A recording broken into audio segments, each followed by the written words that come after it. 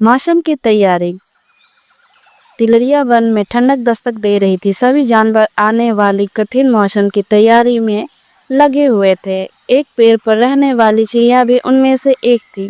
हर साल की तरह उसने अपने घोंसले तैयार किए थे और अचानक आने वाली बारिश और ठंड से बचने के लिए चारों तरफ से घास भूसे से ढक लिया था।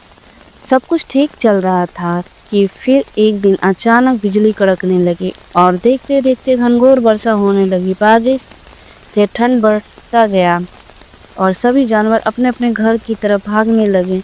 वह चिड़िया भी तेजी दिखाते हुए अपने घोंसले में वापस आ गई और आराम करने लगी। उसे आए हुए कुछ ही समय बीते थे कि एक बंदर खुद को बचाने के लिए पेड़ के नीचे आ पहुंचा।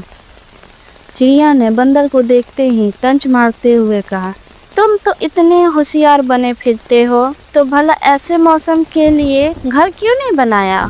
यह सुनकर बंदर को गुस्सा आया, लेकिन वह चुप रहा और पेड़ की आड़ में खुद को बचाने का प्रयास करने लगा।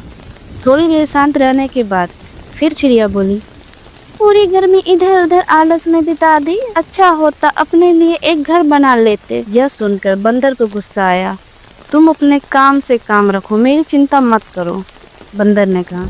थोड़ी देर में हवा भी तेज चलने लगी और बारिश रुकने का नाम नहीं ले रही थी। बेचारा बंदर ठंड से कांप रहा था और खुद को ढकने की भरसक कोशिश कर रहा था, पर चिड़िया तो मानो जैसे उसने चिढ़ाने का कसम ही खा रखी थी। वह फिर बोली, काश कि तुम थोड़ी अकल दिखाई होती तो आज यह नौबत ना आती।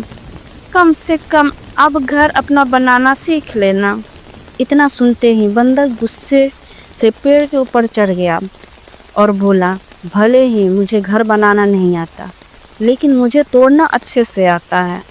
और यह कहते हुए उसने चिड़िया का घोंसला तहस नहस कर दिया। अब चिड़िया भी बंदर की तरह बेघर हो चुकी थी और ठंड से कँप रही। तो बच्चों, इसीलिए कहते हैं कि हमेशा अपने काम से काम रखें। यदि आप किसी की मदद नहीं कर सकते हो तो उसे बेकार के उपदेश ना दो। ये कहानी आपको कैसी लगी कमेंट में ज़रूर बताएं और अच्छी लगी तो लाइक एंड सब्सक्राइब करें।